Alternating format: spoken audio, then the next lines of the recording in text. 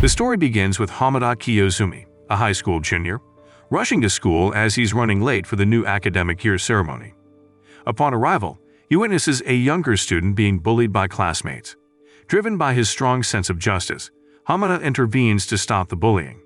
After the ceremony, he tries to approach the bullied student, Hori Kuromoto, but she remains silent out of fear and starts screaming instead, leaving Hamada puzzled. During break time, Hamada's friend Ozaki informs him that he's become a topic of discussion among the first-year students, as her younger sister, who is in the same class as Hori, shared the news. Hori is often targeted by bullies because of her unusual appearance.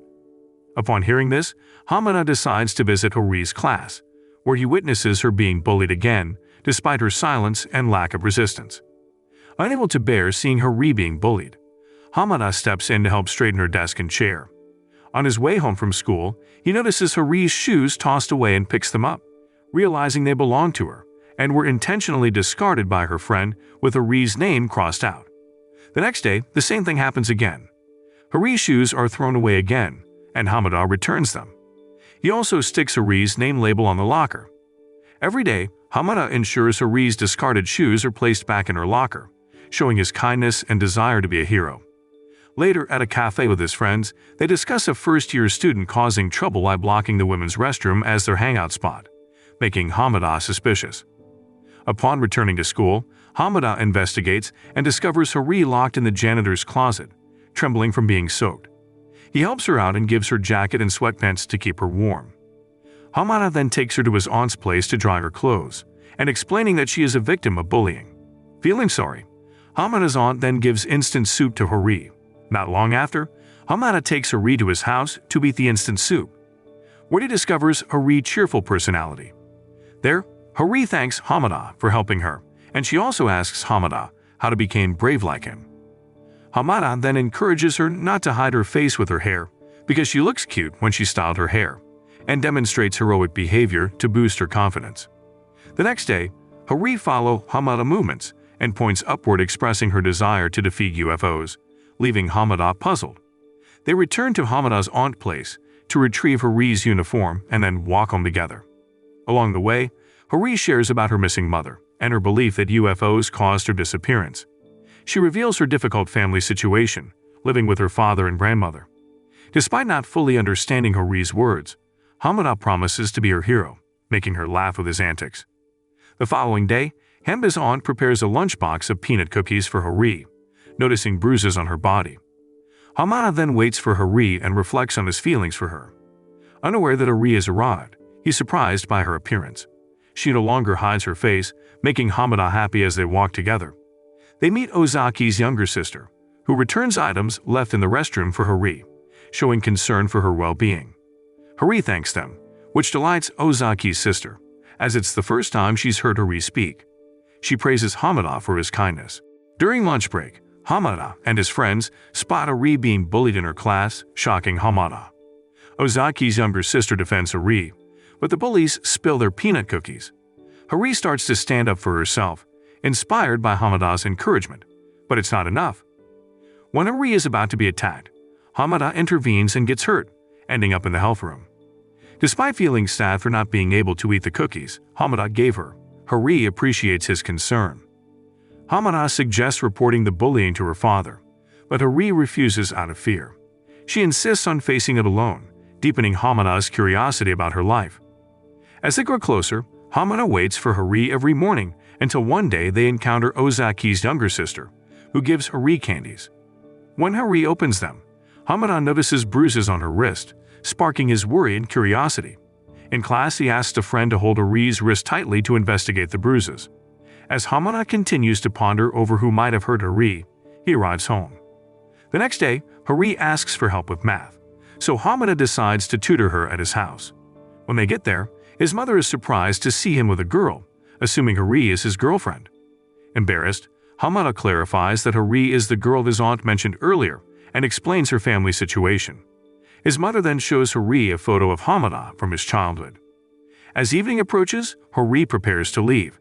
Seeing her worried face, Hamada's mother offers to walk her home. On the way, they spot Hori's father's car. Hori calls out to him, but his reaction is strange. When Hori gets out, Hamada's mother tries to greet her father and apologize for the delay, but his response is cold, leaving Hari looking scared. With her intuition, Hamada's mother tries to learn more about Hari's family by asking about her grandmother. However, her question leads to a misunderstanding. Hari's father assumes that she talks a lot about her family issues, but Hamada's mother clarifies that Hari actually keeps quiet about them. She expresses concern about Hari's father's busy schedule and how it might be challenging for Hari to take care of her parents.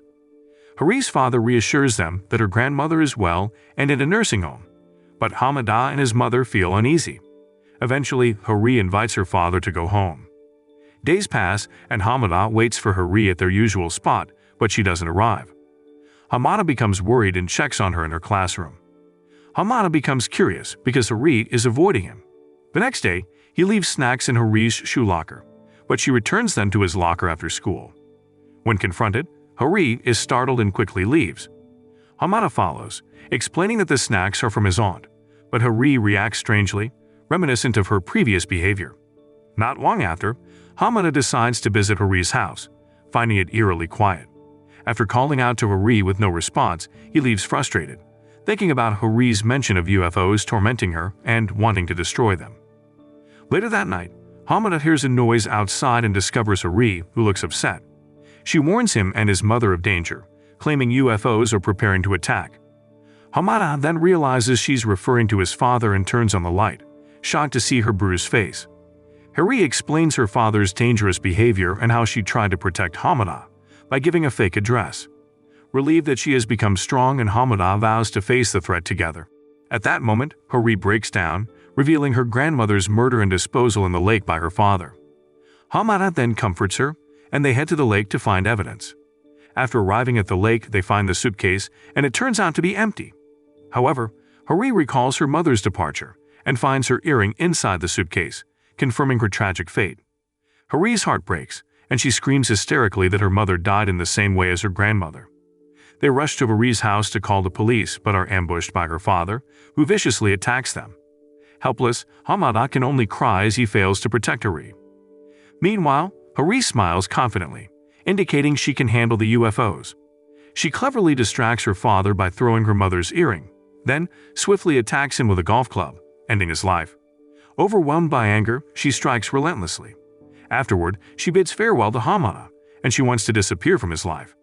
The next day, Hamada is found alive but injured in the hospital. On the other hand, Hari changes her identity, seeking to leave the past behind. The police search for her grandmother and mother's bodies in the lake, while Hamada is questioned about his connection to Hari's family. He simply states that he helped her escape her father's abuse because of his love for her. Despite his injuries, Hamada graduates, cherishing memories of Hari from their school days.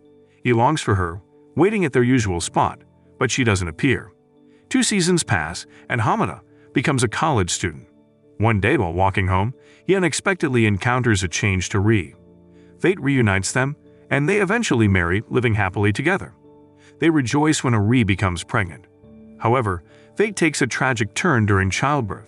On a stormy evening, Hamada rushes to the hospital but encounters a traffic jam caused by a car swept into a river. Fearlessly, he jumps in to help and saves the victims, but is swept away by the current and drowns. Meanwhile, Hari gives birth to a baby boy, but Hamada dies in the accident. In the end, she tells her son about his father, and as he grows, he vows to continue his father's legacy of justice. Her child mirrors Hamada's, and when the child mimics his father's actions, Hari laughs, reminiscing about their past together. Thus, the movie concludes. Moral lesson from the story: never trust UFOs, especially when they disguise themselves as fathers with suspicious cars. And if you find yourself facing evil UFOs, just throw your mom's earring at them and swing a golf club heroically.